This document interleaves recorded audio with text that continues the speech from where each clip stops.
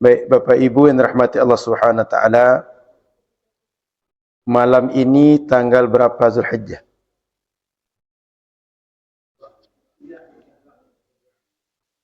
Ada yang 2, ada yang 3. Betul? Berbeda. Lalu kita nanti bagaimana dalam melaksanakan Idul Adha, kemudian kurban, kemudian puasa Arafah, kemudian takbiran. Karena ini terkait waktu semua. Termasuk puasa sunnah kapan dimulai.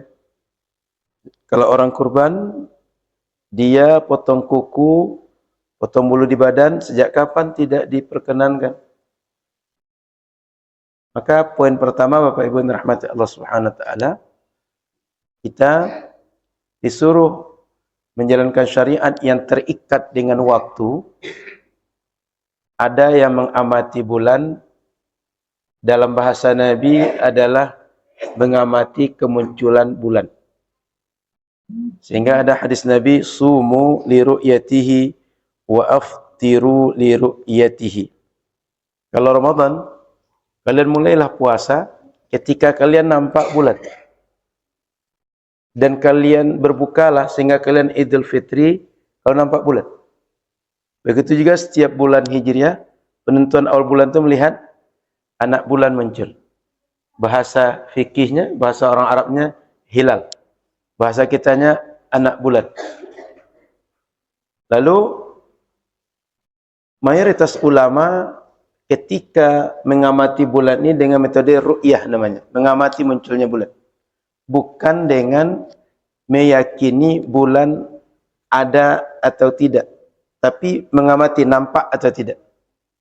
Maka di ujung Nabi mengatakan, fa in ghumma alaikum, seandainya bulan itu tak nampak, mungkin karena mendung, karena asap, karena debu, karena berbagai hal yang menyebabkan mata kita tak bisa melihat dengan jelas. Fa akmilu, sempurnakanlah kalian Sya'ban, bulan Sya'ban itu 30 hari. Sehingga kaedahnya, bila tanggal 29 sore kita amati kemunculan bulan tak nampak, maka anggap waktu itu bulan belum ada, sehingga sempurnakan menjadi 30 bulan Sya'ban, esoknya 1 Ramadan. Begitu juga dengan bulan yang lain.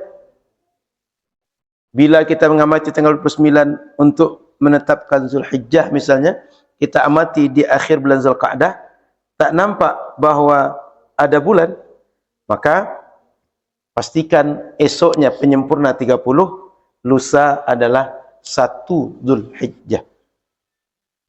Apalagi di negara kita sudah ada penetapan bahwa tingginya minimal 3 derajat, elongasinya 5,6 misalnya. Itu kesepakatan MABIMS, Malaysia, Brunei, Indonesia, Singapura. Artinya 4 negara sepakat kalau sudah terpenuhi syarat itu, kita menentukan awal bulan.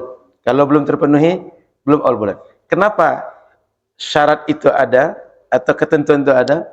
Karena secara ilmiah bulan itu bisa dilihat bila ketinggiannya sudah di atas 3 derajat. Di bawah 3 derajat belum terlihat. Saya ulang. Itu adalah ketentuan yang dibuat ulama berdasarkan dunia ilmu pengetahuan.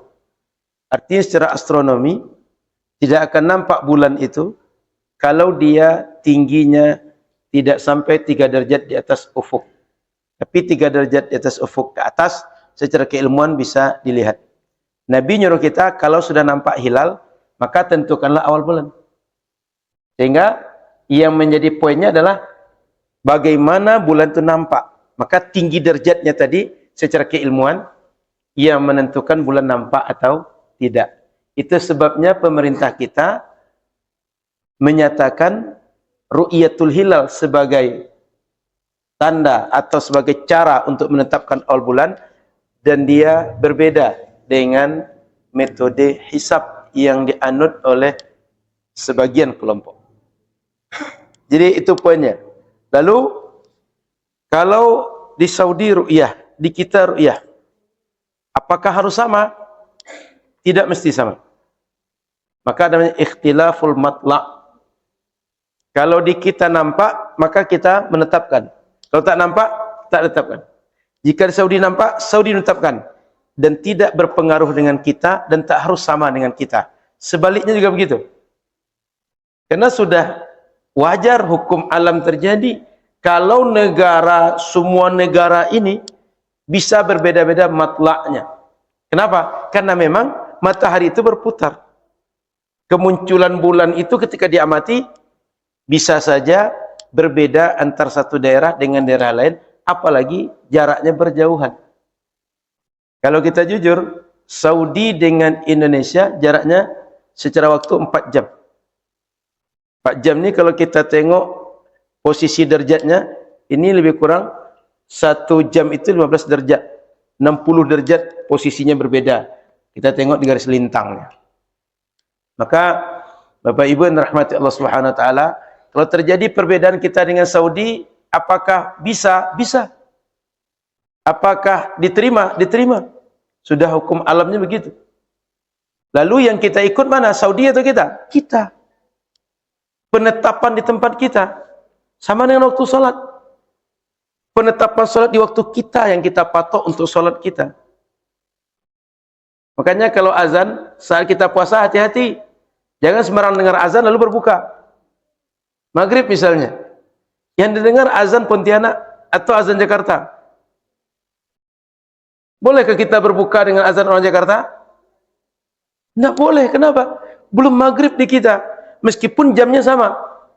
Artinya Jakarta 18.15 misalnya. Di kita juga 18.15. Tapi belum maghrib. Jakarta sudah. Kenapa? Sudah tenggelam matahari. Di kita belum. Jadi, perbedaan matlak antar satu negara dengan yang lain, itu bisa terjadi. Bila berbeda, kita ikut yang mana? Ikut pengamatan tempat kita. Jangan ikut tempat orang. Karena kita beribadah terikat dengan waktu di tempat kita. Maka Bapak Ibu yang dirahmati Allah, kapan tanggal 1 kata pemerintah Indonesia, itulah yang kita ikut. Kapan 9 Zulhijjah kata pemerintah Indonesia, itulah yang kita ikut. Kapan tanggal 10 kata pemerintah Indonesia, itulah yang kita ikut. Sehingga kalau ada orang nanti puasanya beda Arafahnya dengan di Arafah, tidak ada masalah. Kenapa? Kita puasa Arafah itu bila dia tanggal 9 Zulhijjah. Tanggal 9 Zulhijjah di kita, mungkin di Makkah sudah tanggal 10, atau di Makkah baru tanggal 8. Tak ada masalah.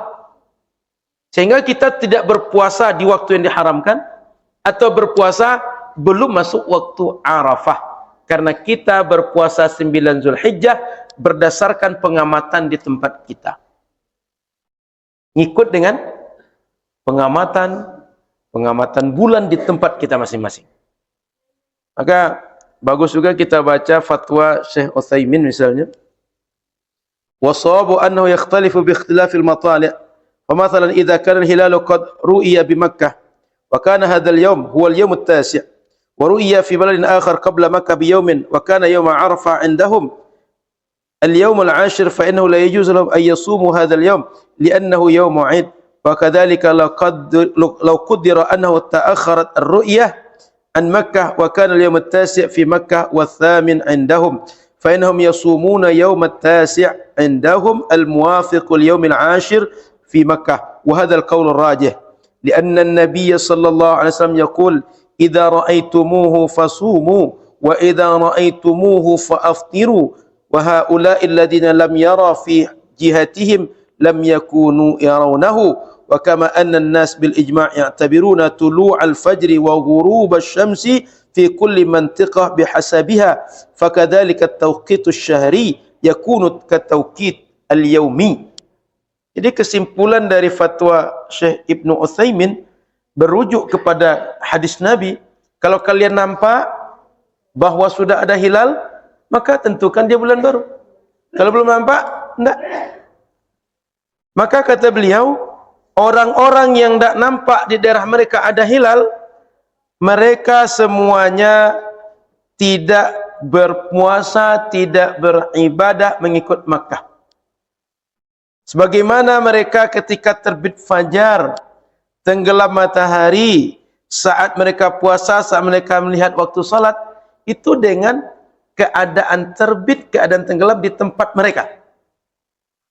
Oleh karena itu, penetapan bulan juga mengikut terbit, tenggelam matahari, dan waktu solat di tempat mereka. Bulan juga seperti itu.